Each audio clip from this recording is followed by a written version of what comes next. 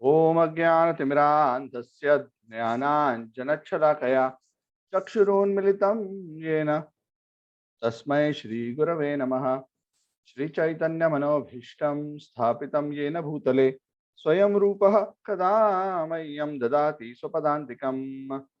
वन्देऽहं श्रीगुरोः श्रीयुतापदकमलं श्रीगुरून् वैष्णवांश्च श्रीरूपं सागरजातं सहना रघुनाथान्वितं तं सजीवं साद्वैतं सावधूतं परिजनासहितं कृष्णचैतन्यदेवं श्रीराधाकृष्णपादान् सगणललिता श्रीविशाखान्वितांश्च।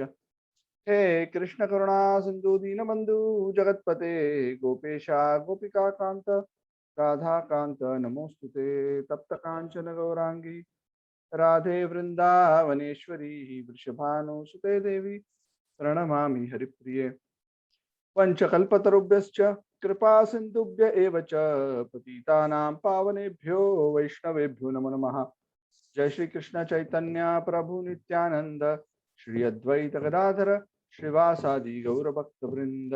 हरे कृष्ण कृष्ण कृष्ण हरे हरे, हरे राम राम राम हरे हरे। नमो विष्णुपादाय कृष्णप्रेष्ठाय भूतले श्रीमते भक्तिवेदांत स्वामी नामिने नमस्ते सरस्वती देवे गौरवाणी प्रचारिणे निर्विशेष शून्यवादी पाश्चात्य तारिणे कम करोति वाचालं पंगुं लंघयते गिरिं यत्कृपातमहं वन्दे श्रीगुरुं दीनतारिणं परमानन्दमाधवं श्रीचैतन्येश्वरम्। हरि ओम तत्सत्। हरे कृष्ण। श्रील प्रभुपाद की जय। सामवेद गौर भक्त की जय। Thank you. So thank you all for those who have joined. So I'd like to welcome all of you for this particular first session of this particular new series that we have started. So today the talk is going to be an introductory session. It is going to give an overview of what we are going to embark onto, and from the next week we will do a more systematic study. It's important that we understand what is it that we are trying to achieve, why we are trying to do what we are trying to do, so that you are very clear. Now, most of you are already have been attending our weekly Gita and the Srimad Bhagavad classes, and so you have some exposure to what we have been talking about. In those classes, we have been actually discussing the philosophy of Krishna consciousness. This particular class was created to fill in a gap, and I'll be discussing about that gap a bit more in detail a little later. And that gap is because we are very focused on studying Gita, studying on the Bhagavad from a philosophical perspective. We do not get much opportunity in those classes to discuss about the aspects of the practice of spiritual life. Whether it comes about sadhana, whether it is about sadachar. So there are various aspects, and I'll give you an overview of what those various aspects are. So this particular session is addressing that gap, that need. I don't know how many of you felt that that was a need, but I see that as a gap because that is a very important aspect of the overall key areas related to spiritual advancement. So based on demand also from various devotees, we decided that rather than discussing these topics in those sessions, we thought might as well we discuss these topics in a dedicated session for this purpose, especially for those who want to make serious advancement in spiritual life. Again, this class is again voluntary. There is no force, nor am I going to chase any of you individually, whether you are following or practicing, what I'm saying. Unless you ask me to. Yeah, if you tell me, Prabhuji, I want you to chase me to ensure that I am doing what you're telling, that's another thing. But the point here is the role of this particular session is again educational in nature, to share knowledge with you, so you can relate philosophy to practice and philosophy and practice to culture. So these are the various aspects, and all these aspects are important, so we understand the full package of Krishna consciousness. Okay, so I believe you're all clear. So what I'm going to do is, for today's session, I have a very basic, simple slide pack that I have prepared, a very basic PowerPoint presentation. So I intend to go through it, and I will probably spend around half an hour on that. And that I will explain to you high level what is the intention of how we want to progress with these classes. And then we'll just open the floor to questions and also any suggestions. Of course, suggestions are welcome at any time, but suggestions in the sense that, Prabhuji, this aspect, will that be discussed? That aspect, can we focus on? I would like to learn this. Can we add this? So because this is again based on our common need, common demand. So the supply is based on demand. So, so we will have some discussion around that, and then we will start in a very structured way from the next session. The current intention of this particular class is to do it fortnightly, because the Gita and the Bhagavatam class is already weekly. Again, it's not that I have a problem that I cannot do it weekly. I just felt that maybe it may be too much for all of you to have too many classes, 3 classes in a week. Already most of you are attending 2. So I thought, okay, this should be fine to have once in 2 weeks, and we will see how it goes. Whether 1 hour is sufficient, or we need to increase the time. Of course, ideally these kind of classes should be done physically together. Then the impact and the learning is much more wonderful and beautiful. But of course, for various reasons, it is physically, practically not possible. One of the most obvious reasons is, obviously not all of you are in Malaysia or in Kuala Lumpur, so that's not possible, and obviously in the current circumstances not possible anyways. So anyway, let's start with this, and then let's see where this goes. So any question at this point in time? Again, this class is not going to be a lecture, in the sense that I encourage active interaction, and you can feel free, even as the talk, even as I'm explaining and talking, you can just raise your hand, or you want to ask a question, seek some explanation. You can just unmute yourself and just either shout out, or you can raise your hand using the raise hand feature within Zoom, whatever suits you. So this is going to be a bit informal. So you do not have to feel that, okay, this is a structured class and then open to questions, not necessarily. Okay, so let's have this a bit more interactive, and that's also one of the reasons I want you all to, as far as possible, keep your video so we can see and interact, and also feel free to add, share. There are some of you who are senior devotees. Today Jyotsna Radhika Mataji has joined, so she's been also practicing for a very long time, and many others also, initiated devotees. Namnishta Mataji is here, Nananda Sundari Mataji, Sachiprema Mataji, and many others, Gangotri Mataji, and quite a few who have been practicing for a very long time. So some of you can also add, and hopefully we will find this useful. Any comment or question at this point before I go to the presentation?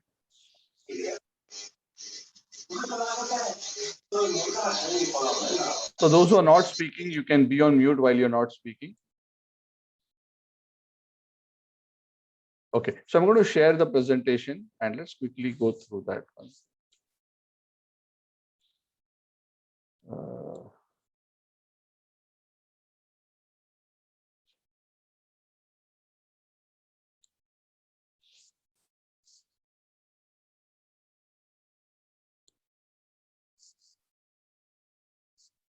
Okay, are you all able to see?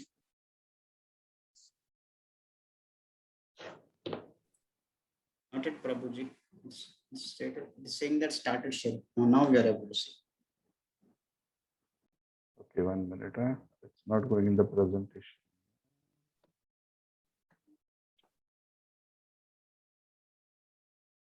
Okay, Prabhuji, we can see it now. Yeah, but it's not in the presentation mode. Yeah, You it's can see not the. presentation. Yeah. I'm changing it to presentation. Are you able to read the slide? I don't know why it's not remaining in the presentation.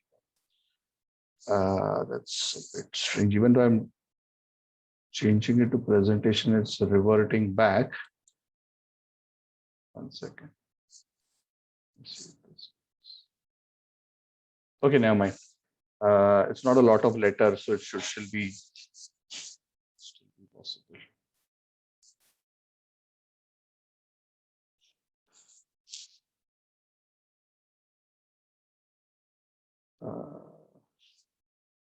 Just give me a minute. Okay, never mind. Yeah. So the first thing I want to share. Okay, resume slideshow. I don't know why this was happening. Okay. So we are titling this course as Sadachar and Sadhana.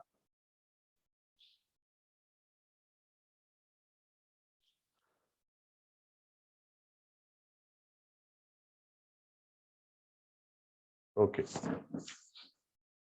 So before we go into the specifics of sadhana and sadachar, I wanted to give an overview of the framework that we need to understand from the perspective of spiritual advancement.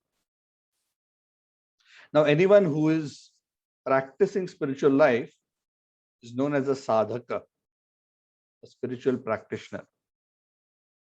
And for us to make proper spiritual advancement, there are various areas, important areas that we need to focus on in our spiritual practice. If we neglect any of these areas, then essentially we are stunting our spiritual advancement to various extents. So it's very important for us to understand this framework. So if you look at the diagram on the left, you will see 5 circles. And you'll notice that all of these 5 are starting with S. These are the 5 S. So it's easy to remember. What are the 5 S? Satsang. The first S, Satsang, stands for Sat Sangha. Sangha is associate. Sat means saintly. So association with saintly devotees is Satsang. We are going to zoom into each of these areas in a bit more detail in the subsequent slides, but I want you to understand the broader framework first. And you will also notice that Satsanga has been placed at the center. Why it is placed at the center, we will discuss again a little later. If you see at the top, you will see the circle of Siddhanta.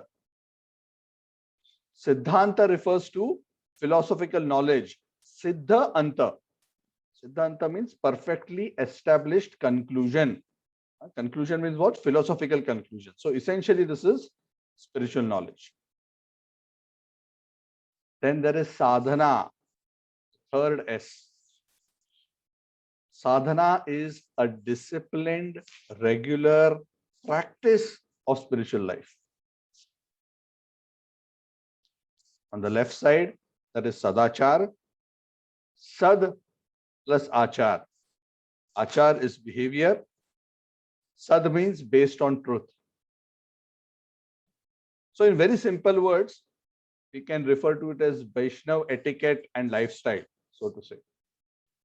Vaishnav etiquette and lifestyle. Again, what this involves, we will discuss a bit more in detail.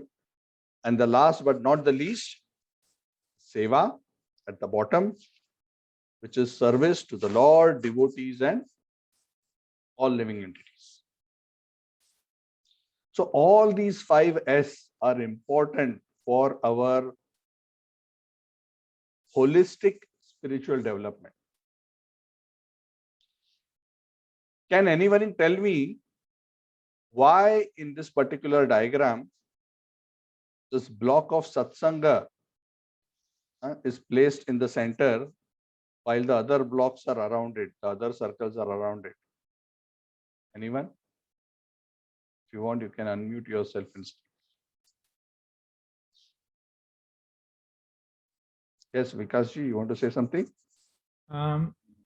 So just in my opinion, I might, and I'm sure that I'm wrong, I don't have that much of knowledge though, but if satsang as, as it is association with the saintly devotees, so if the association is not not perfect, right, or if it's with the wrong type of people, it will reflect in our behavior as well. And then we cannot have sadachar and sat acharan because sat is missing over there.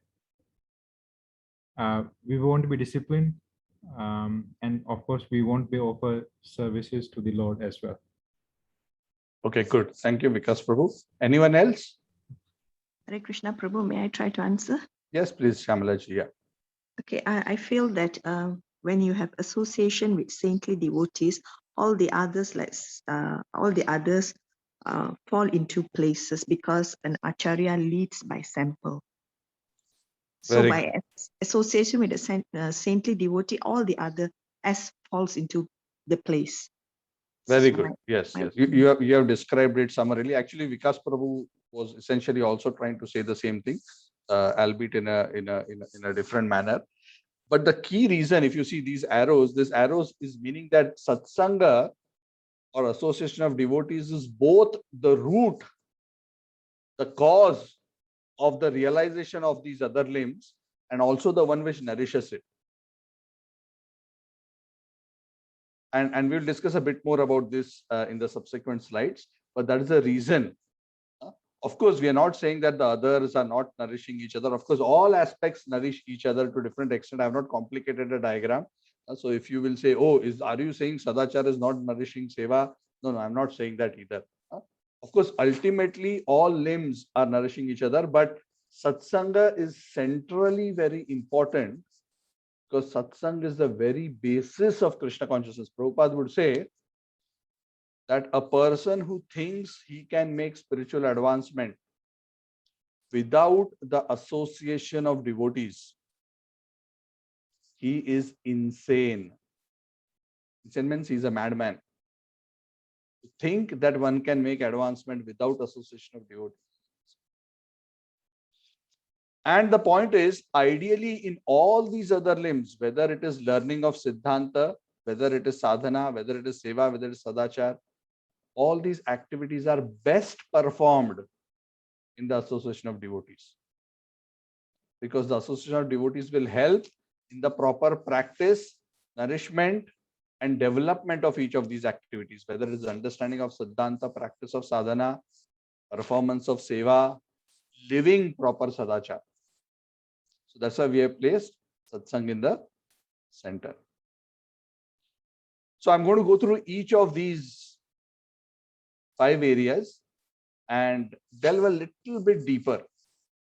So we can appreciate these 5 and we can also probably get some deeper insight into their interdependence. And then we will see out of these 5, what is it that we are going to discuss in this session. And then we will focus into that from the next class onwards. Any questions on this so far? Any comment, any question?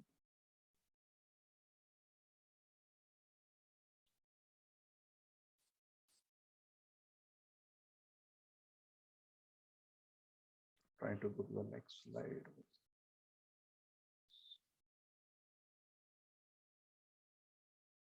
Okay. So satsanga, we just discussed about this. Why is satsanga in the center? Sat sanga, satam tu sanga, sakalam prasute. The scriptures say that the association of devotees can give us everything. There's a very beautiful subhashit. Subhashit means a very beautiful Sanskrit saying. It says, Kalpadruma kalpitam eva sute sa kamaduk kamitam eva dogdhi. Chintamanis chintitam eva datte satam tu sangaha sakalam prasute. which means that if you go to a Kalpavriksha, whatever you ask from the Kalpavriksha, the Kalpavriksha will give. The Chintamani, whatever you ask from the Chintamani, it will give. If you go to a Kamadhenu, a wish-fulfilling cow, if you request her for wealth, she can give you wealth. If you request her for knowledge, she can give it. But association of devotees, Sat Sangha, is even more valuable than these three. More valuable than Chintamani, more valuable than a Kalpavriksha, more valuable than a wish-fulfilling cow. Why? Because when you have the association of devotees, Satam tu Sangaha Sakalam Prasute, the association of devotees gives us the highest without even asking. A Kalpavriksha, at least you have to go and ask. Correct? And if you ask for the wrong thing, then there'll be a big problem. There was a very nice story. Sometimes, we say, oh, I just wish I had a Kalpavriksha. So one person, he was in Vrindavan, not a great devotee, he was just a neophyte person. And he went and he sat down under a Kalpavriksha and he was thinking. He was actually roaming in the forest and he sat down under a Kalpavriksha accidentally and he thought, oh, I'm feeling so hungry. I just wish that I would have, got a nice feast now here to eat. It would have been so nice. He was just thinking in his mind, but because he was sitting under a Kalpavriksha, lo and behold, suddenly a huge plate of delicious food items appeared in front of him. He said, wow, this is so good. This is so wonderful. So he started enjoying that feast.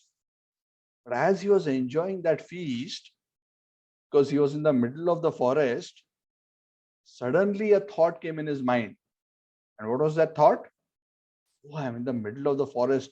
What will happen if now suddenly a tiger comes in front of me and jumps on me? And because he was sitting under a Kalpavriksha, what happened? True enough, his thought immediately got materialized. A tiger appeared in front of him and immediately jumped on him, pounced on him and ate him. So while Kalpavriksha is good to have, when you have very powerful substances, you also have to be careful in dealing with it. Correct? Like a weapon, right? A weapon, you have to be careful. I was looking at one video of one Taliban recruit. He was playing with a weapon that they had taken from the US. Whatever US had left behind in Afghanistan. I was looking at that rifle and looking around and trying to see how to use it in various ways. And at one point, as he was trying to figure out, he accidentally pressed the trigger and the bullet shot from under his chin and passed through his head, and he immediately died. Quite a shocking video. Because when you are dealing with powerful things, if you don't know how to handle them, they can be very dangerous. But Satsanga is so beautiful and Satsanga is so powerful that if one is in the association of devotees, exactly what we need and the topmost blessings will come to us even without asking. Those of us who have spent many years in Krishna consciousness, we can all vouch that Satsanga has been the very base of our spiritual life. It was the reason why the seed of devotion came into our heart. Because the scriptures say that you can only get devotion when you get in contact with a devotee. And not only the birth of devotion, but the continued nourishment of devotion also happens in the association of devotees. The association of devotees acts like our kavacha in our spiritual life. It gives us shelter and protection, like a shield. Whenever we are in difficulties personally, either in our spiritual life or we are faced by challenges in our spiritual life, if we are in the association of devotees and we take a humble position in the shelter of devotees, we always remain protected in our spiritual life. And satsang is something which may start here, but it goes on forever. Satsang never ends. When we go into the spiritual world, also we are having satsang. And the beauty there is everybody there is a pure devotee. So it's very wonderful. Kathayantascha mam nityam tushyanti charamanti cha. We've been discussing in Bhagavad Gita 10 chapter 10:9. Macchitta madagata prana bodhayanta parasparam kathayantascha mam nityam tushyanti charamanti. So what is the essential activity in the association of devotees? Essentially the four which are around is what is happening. There is discussion of Krishna, Siddhanta, there is practice of spiritual life, sadhana, there is proper behavior, which is sadachar, and there is service to the Lord and his devotees, seva. All these activities happen in the association of devotees. They are guided by the association of devotees. They are nourished by the association of devotees. They are blessed by the association of devotees. When Ramanand Rai was discussing with Lord Chaitanya Mahaprabhu, Lord Chaitanya Mahaprabhu asked Ramanand Rai, one of his very close associates, the question, what is the greatest suffering in this world? And Ramanand Rai's beautiful answer was, the greatest suffering in this world is to be away from the association or bereft of the association of pure. So today all of us are here because we have been blessed by the association of devotees. So this aspect, while we will not be discussing in detail, we have to understand and recognize that for all other aspects, this is key. That's why it's very, very important for us to regularly associate with devotees. Of course, last 1.5 odd years have been COVID affected, so we haven't been able to physically go to temple, meet in programs and all these aspects. But at least thanks to technology, if it wasn't for technology, we would have been totally disconnected. So it would have been a very terrible situation if we did not have this, because we would have really struggled to connect. And when we are not in association, the experience of most devotees, unless a person is very, very advanced, the natural experience is our Krishna consciousness goes down. Yes? Does everyone agree? Anyone wants to share any experience or any point with respect to satsang before I go ahead?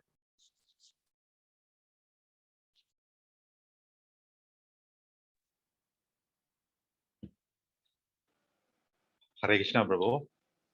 Yes, Sudhir Sundar Prabhu. I think as you said, satsang is very important because at the end of the day, it kind of keeps us connected and focused. Same like any other thing in life. Without the proper constant association, we will always go off aloof extremely fast, especially when it comes to devotional aspect. This point is very, very important because, as you know, most of our self, 90% of or what is so as our time is kind of spent in what is that? Excluding we are involved in this material world, especially for what Grasa devotee. My point is that this is extremely important because at least it kind of keeps you in what constant touch from what is that time to time. Thank you, Prabhu. Yeah, very true. Very true. And also, I think for all of us, it is so true that our own spiritual life, for most of us, has begun because we were somehow introduced to the association of devotees. Yes? Yeah. Anyone wants to share any experience with respect to that? Can I share something, Prabhu? Yeah, sure, Mataji. Yeah, there was a discussion with some friends, And one friend happened to mention that, you know, she has this feeling that she's come to the point that she thinks there's no God with all that's happening in the world and the politics of today. So, in such a conclusion from her perspective, if she's not in the association of devotees, she would be assuming that she's right. But since she has the association of somebody who is also a devotee, who mentioned out that this is according to the Sastras, this is Kali Yuga and this is expected. So all the more reason why you should believe in God. So just want to say that how important is the association of devotee to highlight such issues. Yeah, just that. Yes, Prabhu. yes, very important. See, the basic point is, like Krishna says in the Bhagavad Gita, Sangat Sanjayate Kamaha. Our desires develop based on what we associate. That is the very simple basic point. If we associate with materialistic people, our desires will also develop accordingly.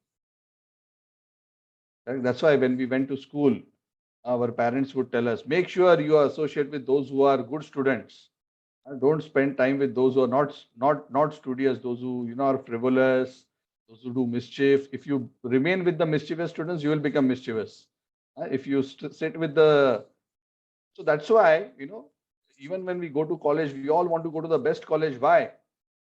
It is not always that the best college has the best library or the biggest campus, or not even necessarily the best teachers. I'm talking from my experience. But somehow, for whatever reason, because the best students are there, they get the best results, and the best students creates that reputation, and it attracts other good students.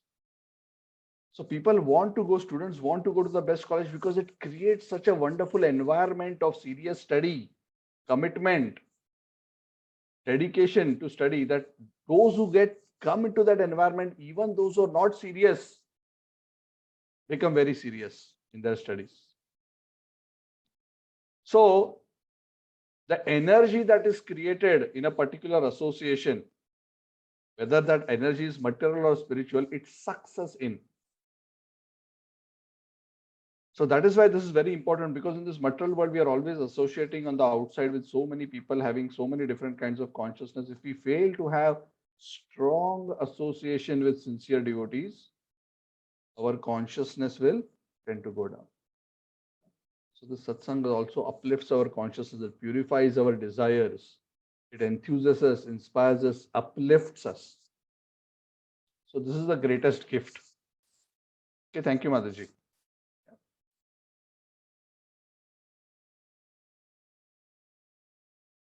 Moving to the next one.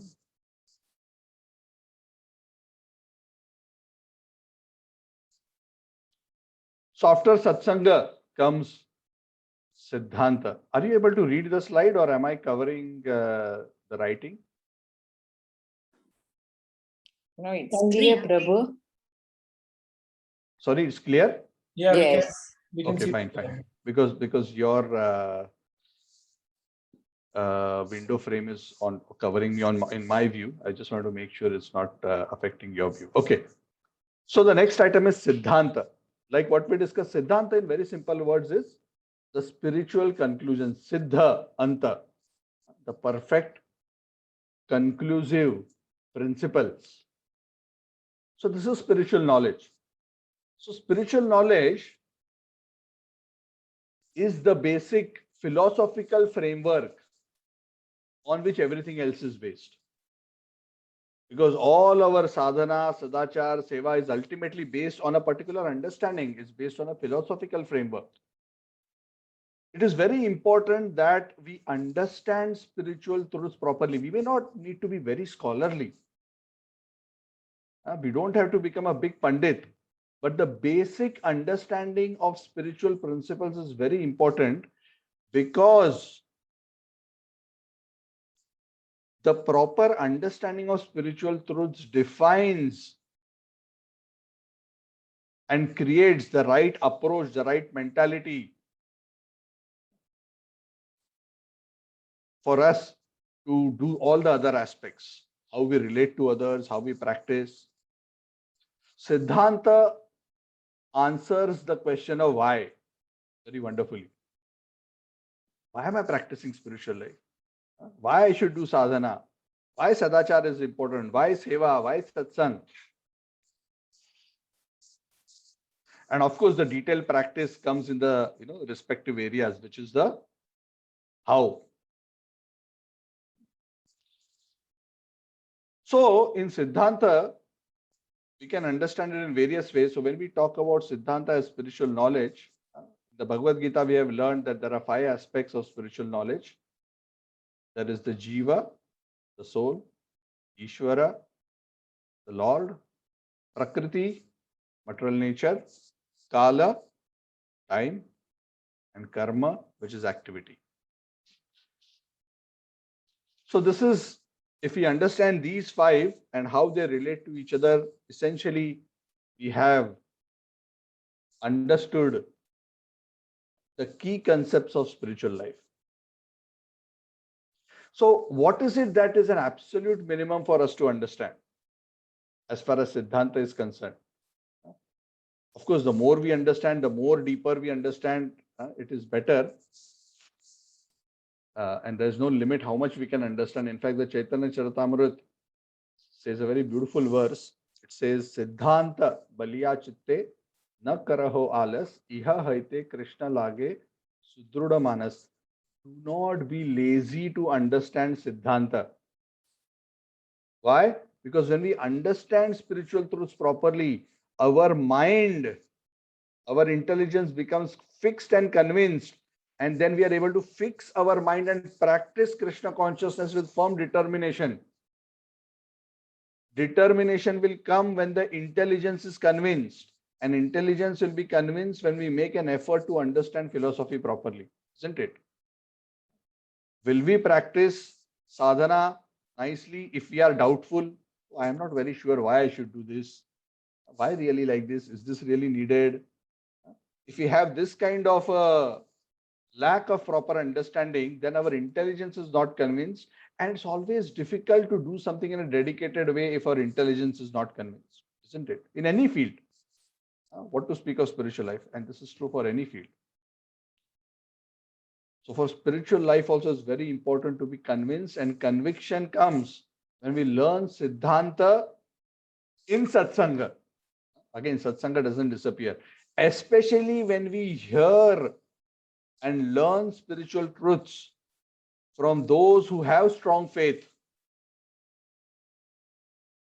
It automatically helps us to develop strong faith.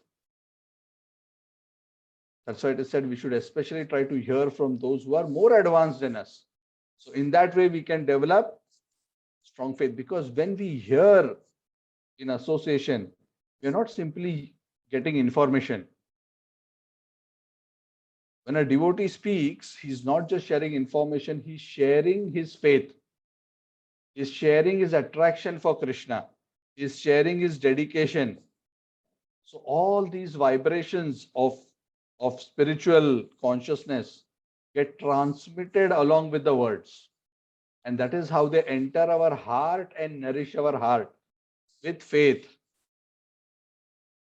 with taste, with determination. So Siddhanta is best learned from the devotees, and the more advanced the devotees, it is better. Another way that Siddhanta is classified, the Chaitanya Charitamrita describes knowledge or the process of spiritual advancement, you can see, because each of these areas have a particular aspect of spiritual advancement, spiritual knowledge. So these 3 areas are Sambandha, Abhideya, and Prayojana. Sambandha means understanding what is our relationship with Krishna. Who I am, who is Krishna, what is this material nature, what is the relationship. So essentially this more or less covers the first 5 aspects that we discussed, Jeev, Ishvara, Prakriti, Kala, Karma. Because it's about relationship. When we are in this world, we ask the question, right? Who am I? But who am I is only one part of the question. We also want to understand what is my relationship with the world around me? What is the relationship with the other living entities around me? What is my relationship with the Creator? How does this world function? The world functions under Kala and Karma. So this gives us the philosophical framework, the Sambandha Gyan. And then there is the Abhideya Gyan. Abhideya Gyan is the knowledge of the practice of devotion. And why is Abhideya Jnana needed? Abhideya Jnana is needed for us to achieve the Prayojana. Prayojan means our final ultimate goal. So for all of us, since we are Krishna conscious practitioners, what is our ultimate goal? Who wants to tell us? Anyone wants to share here? What is the goal that we are all working for? To attain Krishna, Yes, Bhaskar. to attain Krishna abode, To attain Krishna's abode. Okay. Anyone else? To always remember Krishna and never to forget him. To always remember Krishna and never to forget him. Yes. What else? To achieve prema bhakti. Yes, Hari Bol. Suresh Prabhu, Jai. Suresh Prabhu gave the precise answer. Of course, all of you are right. None of you are wrong. But the goal described in a very simple way is Krishna Prema. Because within Krishna Prema, it includes ultimately achieving the spiritual world. It also includes always remembering Krishna and never forgetting him. All this is correct. But in a very simple way, you can just say Krishna Prema. Because that is the eternal function of the soul in the pure state. We are a spirit soul. We are part and parcel of God. That is the Sambandha Gyan. But what is the function of that part and parcel? The function of the part is to serve the whole with love. That's why bhakti is the function of the soul. It is the very nature of the soul. And that is why bhakti is our Sanatana Dharma. Bhakti is the eternal nature, the eternal function of the soul. And that is why the soul is most happy when it is absorbed in bhakti, because that is its natural function. A thing is best utilized, or the purpose of the existence of something is best served when it is utilized for what it is created. Yes, if you want to write, if you don't have a pen and you're trying to use some other implements, you're trying to use a knife to write, it's going to be a struggle. The best way to write is to use a pen, because a pen is designed for that purpose. So the pen is perfect when it is used for writing, because that is the function for which the pen exists. So why did all the jivas get created? The jivas got created by the Lord to increase his pleasure by having a loving relationship with them. So that is like the DNA of the soul. Okay. Of course, the soul doesn't have DNA. DNA is a material concept. So don't say Prabhuji said that the soul has DNA. That's not what I'm saying. What I'm trying to say is this is the very nature, just like our body has a particular set of characteristics because of the DNA. We have a particular nature, we have a particular kind of psychophysical nature. Similarly, each living entity has a very specific, eternal nature of being related to the Lord in a very, very specific relationship. It is inbuilt into that soul. Of course, the general function is everybody, each and every soul is a part and parcel of the Lord and is supposed to serve the Lord eternally in pure love. But that's a general function which is true for everyone. But each one has a very, very specific relationship with the Lord in which that function or under which that function gets executed. Can anyone give me an example of what I'm trying to say?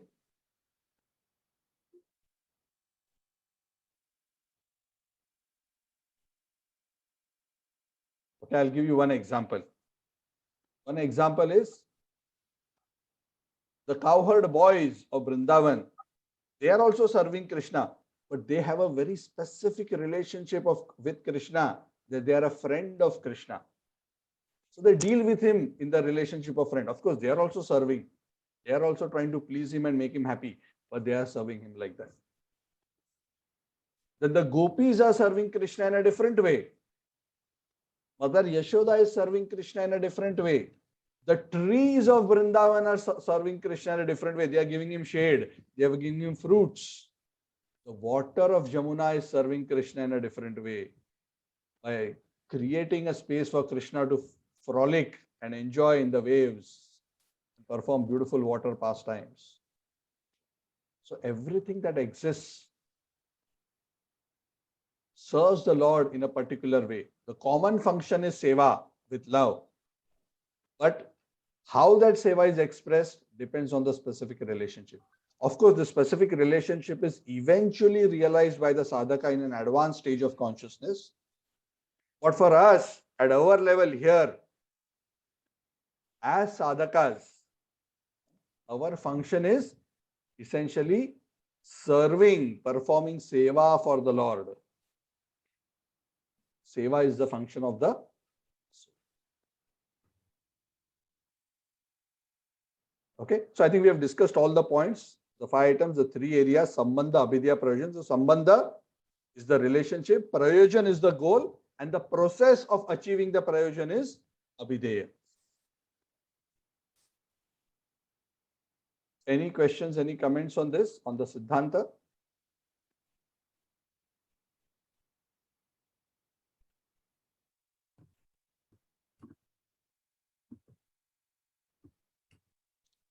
So on Wednesday and Saturday, what are we discussing out of the 5S?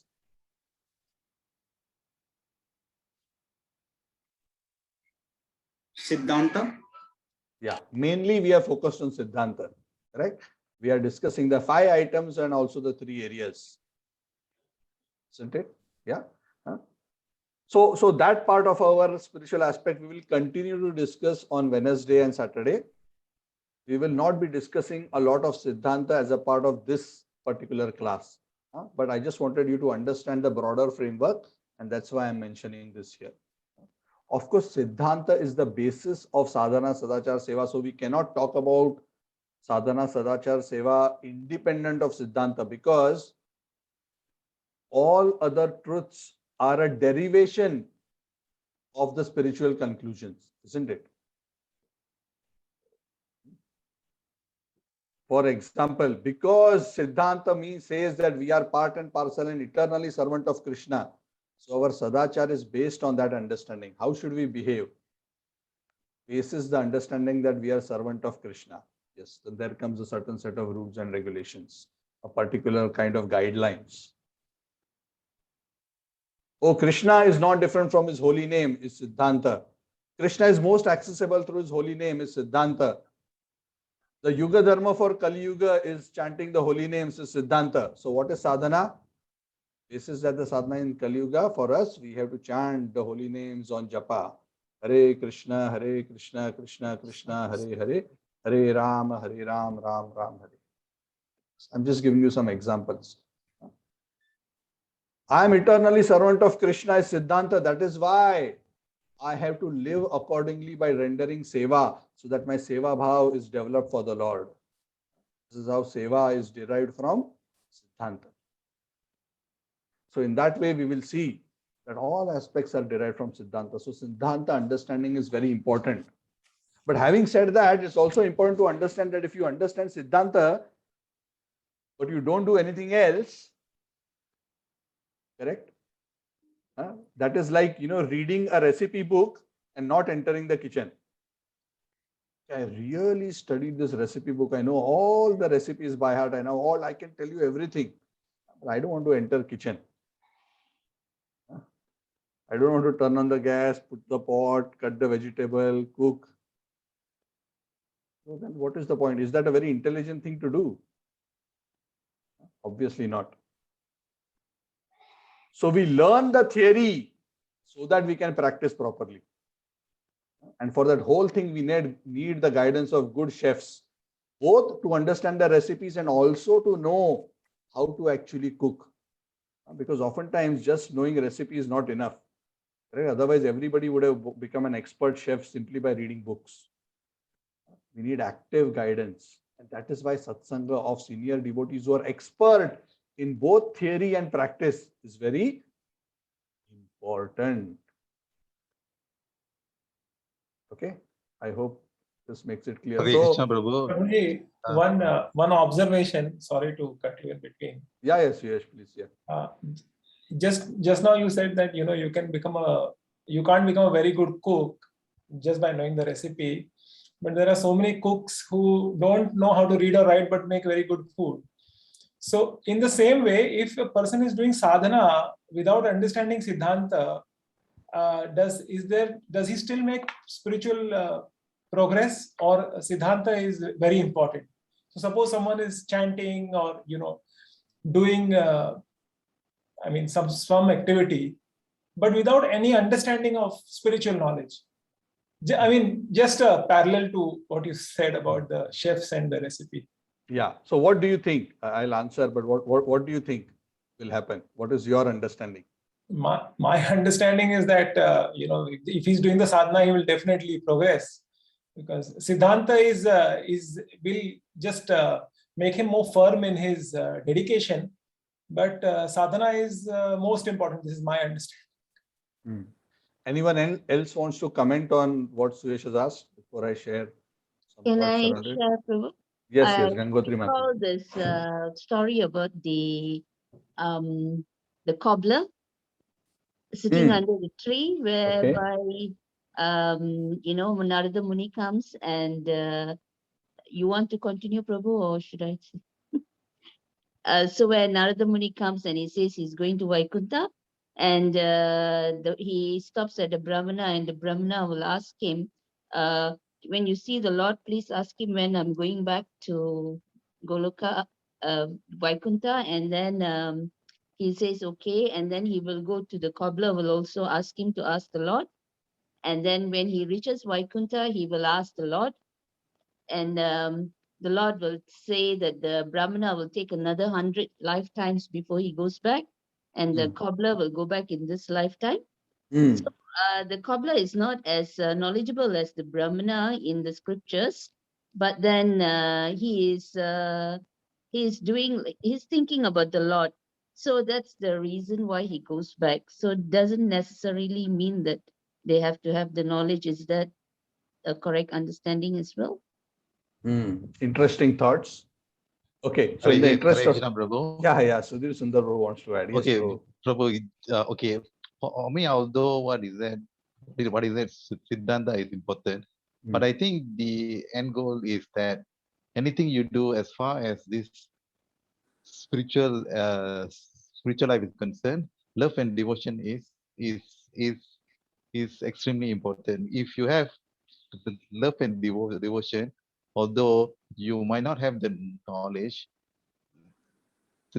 then you'll be able to achieve the desired goal. That means, in other words, Siddhanta is important, but then together with Siddhanta, the more important thing for me is that love and devotion has to be there. Thank you, bro. Okay. Travel without the destination, Prabhuji. Yes, very good point. Very good point. Can you repeat that? Sadhana is just like a traveling, and then we don't know where we have to reach. So without Siddhanta, without proper understanding, though we are traveling, but we don't know where we are traveling, where we are going to hit. So that's a main mundane example we can say. Very good point. Very good point. Yeah. So all of you have shared very good points. So all of this are correct. So I will just kind of try to put it together. So the key point is, even if a person is performing or executing the limbs of devotion, the point is, if he doesn't have any knowledge, what actually is his goal? Does he even have any idea of the goal? And second is with what consciousness and what mentality is doing the practice. So for example, a person may be performing certain japa, but he may be performing it with a consciousness that I want material returns for myself. I want to be rich. That's why I'm chanting the holy name. Because he doesn't have a knowledge of the Siddhanta that what is the actual goal of life. Or a person is chanting the holy name because he wants God to destroy his enemy. Some people actually do puja and worship God to destroy somebody. That's also happening. So the importance of Siddhanta is also about knowing properly what is the desirable goal. Now, what actually happens, having said that, what actually happens if somebody is sincere, doesn't know the goal, but sincerely wants to know and chants and performs some sadhana? So for such living entities, if somebody is sincere but not in knowledge, but genuinely wants to know, in the Bhagavatam, Krishna says that I arrange for satsanga for such a person so that he can understand the Siddhanta properly. So the first blessing the Lord will give for somebody who is sincere and trying something, but not really knowing what is the goal, what is the proper practice, but he just has some idea, there's something higher, I want to know what that higher truth is. And somehow does some kind of a practice, whether it be tap, vrat, jap, yajna, whatever it is. If somebody is sincere and reaches out, the Lord will guide him from the heart by arranging him to get the association of devotees. Through that satsanga, Siddhanta will be understood, and with the proper understanding of Siddhanta, he will be able to properly practice sadhana. So that was my own personal experience also. I was also seeking, but not knowing the conclusion. But I continued sincerely, and the Lord gave me the association to give me the right understanding. Okay, I hope that helps. Okay, so the point is, if one is sincere, one doesn't have to worry. God is within our heart. He will make sure that whatever areas we are struggling with, the Lord will ensure that those areas get covered up. Okay, so Sudha Prabhu, you want to say something? Any other point on this slide? Anybody wants to add? I don't think we can discuss beyond this slide today. So, any other Prabhu, comments? Just one different point. If you are what is it, sincere in endeavor, that is when the what is it, Paramatma will kind of in a way assist you to kind of get the right association and so on. Am I Correct. Can it be this considered also as a point, Prabhu? Yes. Yeah. Correct. Sometimes some living entities start with seva. They just have some faith. They render some seva. They get an opportunity to seva, and through that seva they acquire sukruti, and through that sukruti they develop faith in the association of devotees, and then from there everything else comes. That's the example of Narad Muni in the past life, right? Accidentally he got the opportunity to render seva. Not that he was actively looking for sadhu sang. He got the opportunity, he rendered seva. With that seva he developed faith, and then he took association seriously, and when he heard in that association, he understood Siddhanta, and they instructed him on sadhana, and then he practiced. So of course Krishna is so wonderful that if one is sincere in one's desire, no matter where one connects, eventually all other aspects will come. But one must understand all other aspects come. For them to come first, satsanga has to come. Okay, so satsang is satsang is the basis of everything. Okay, so today we have discussed satsanga, siddhanta, sadhana. I wanted to cover sadachara and seva also. I have two more slides on it, but I don't want to rush. I think we had a good discussion. So I want this to be a bit more stimulating rather than just a one-way conversation. So what we will do is, never mind, we don't have to rush through this fast.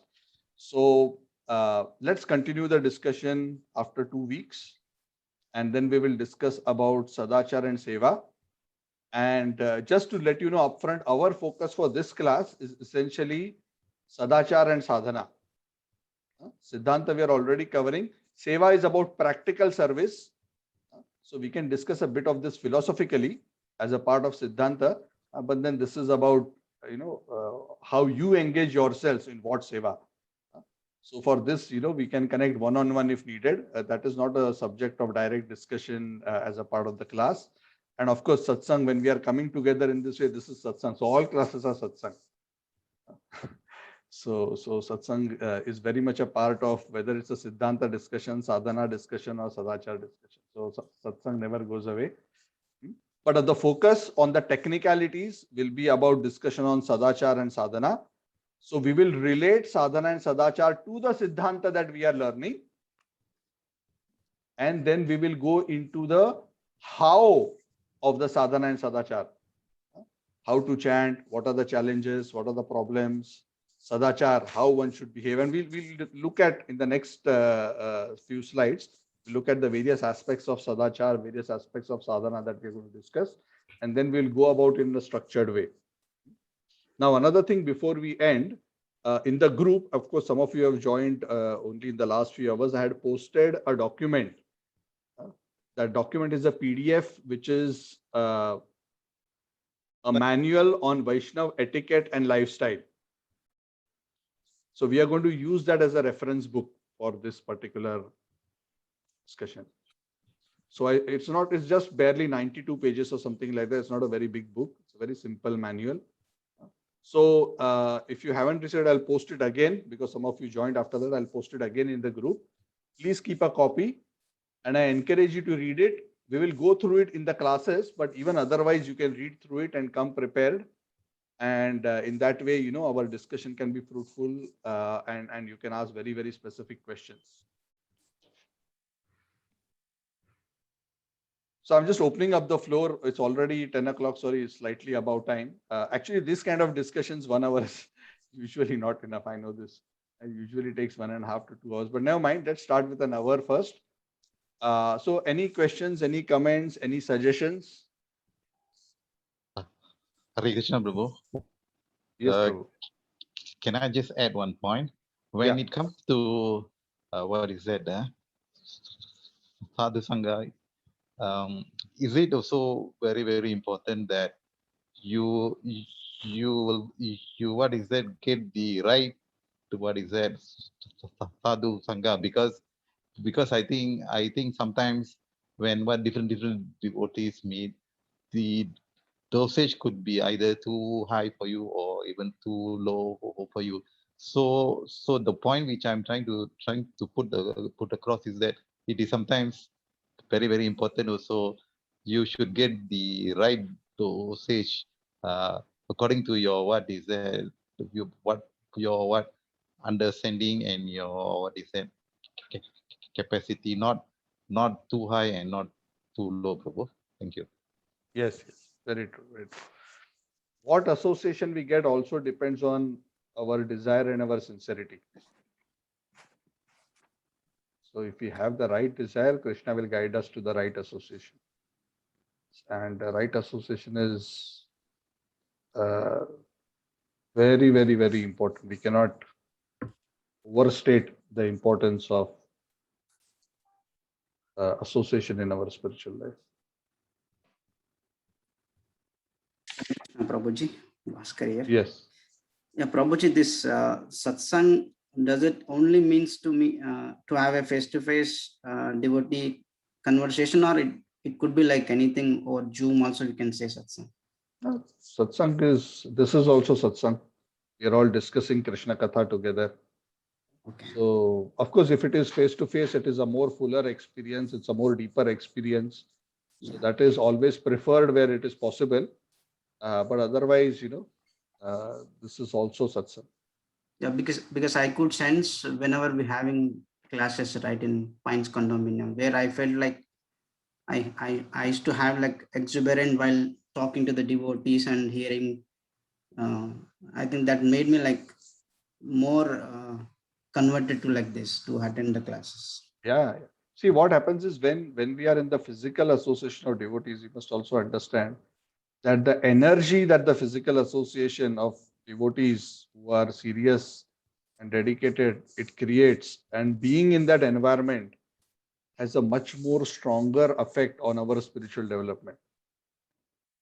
When we come together and do kirtan, when we come together physically and discuss Harikatha, our connection, our involvement is much more stronger, deeper, and that has a much more profound effect. So your observation is actually correct. It's true.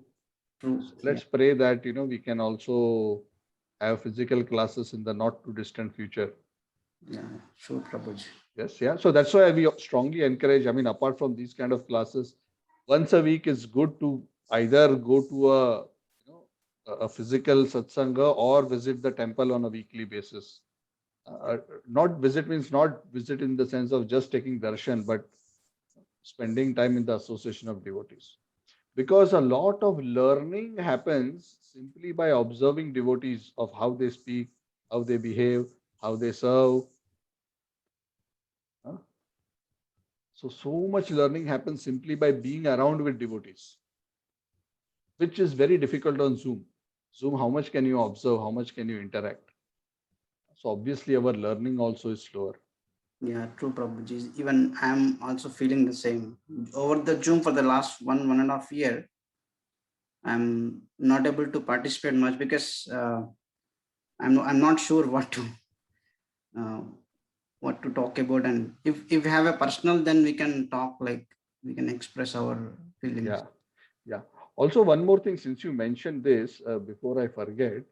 So, what I'm also doing is, for those of you who want to connect on a one-on-one basis with me, just to connect and discuss either physically or on a digital channel like this.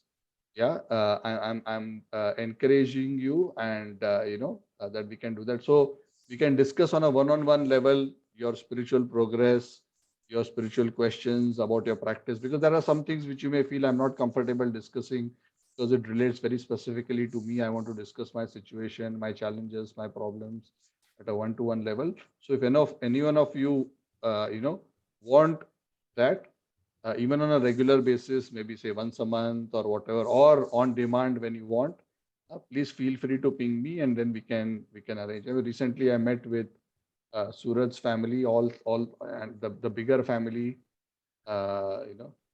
Sapna ji, Yadu Krishna, Suraj, Mihira, Shalini ji, and also Krishna Lata ji and their mother, Leela Mata ji. And all of them, we had a very nice interaction. So we spent more than an hour. Archana ji also. So they're a wonderful family, 3-4 families who are together, practicing. Of course, Aditi was also there, and Aditya was there. So the whole broader family, a very nice discussion we had. So we are going to do that on a regular basis. So some of you, of course, I am already doing that. Meenal ji, I am already discussing with Sarvalakshmi Mataji also has been, in touch with us for many years. So with Chandrika and myself, we have been discussing. So if any one of you feel the need for a separate one-on-one connection, do reach out. And whatever way I can serve you, I'll be happy to do that. Okay. Bhaskar Prabhu, for you as well. If you feel at any point, then, we can always Yes, Prabhu. connect. Of course, it is still not as good as meeting face to face, but yeah, whatever is possible, we can do. Yeah, sure, Prabhuji. Thank you. Okay. Yeah, any other point? How do you feel the interaction mode? Is that okay, or do you want it very class-like? This is good. I felt very good, Prabhuji. This is good, Prabhuji. Yeah. Okay, thank you. Okay, fine. So it's almost 10:15. So I'm going to stop here. So what we'll do is we'll continue with this the next time. And then let's see how much we cover. And then maybe if you just get a chance to go through the book at a quick glance, we'll go through it. And probably a very systematic study will only begin, the session after the next one. So meanwhile, you can, I strongly encourage you to go through the book and read, because most of the book you will be able to read and understand. The book is not philosophical. It is a book about practice. It is a book about, guiding principles. So that's very easy. But how that behavior and principles relate to the Siddhanta, what are the practical aspects of actually executing it? And then for various aspects, we'll discuss stories, pastimes. In that way, we can relate and imbibe them, because all these aspects will help us to become a fuller devotee. A devotee is one who has all these aspects very beautifully a part of his overall personality. Chaitanya Mahaprabhu says that Vaishnava etiquette and behavior are the ornaments of a devotee. They are ornaments. It's like we wear ornaments to decorate ourselves. Vaishnava qualities and proper Vaishnava behavior are the ornaments in the life of a devotee. They decorate him. So that's a very important aspect of Krishna consciousness. Okay. So thank you very much. I am very appreciative and thankful that you're taking this time on a Sunday evening to attend this, and I hope you're finding this useful. Any other suggestions or improvements, you can reach out to me anytime. Okay, if that is all, then I'll end here for today, and I'll see you all on Wednesday to discuss our Bhagavad Gita class. So Wednesday will continue to be Bhagavad Gita, Saturday will continue to be Srimad Bhagavad, and Sunday on a fortnightly basis, we will discuss Sadachar and Sadhana. Okay, thank you. Thank you, Prabhu. Thank you, Prabhu. Hare Krishna. Thank you, Prabhu.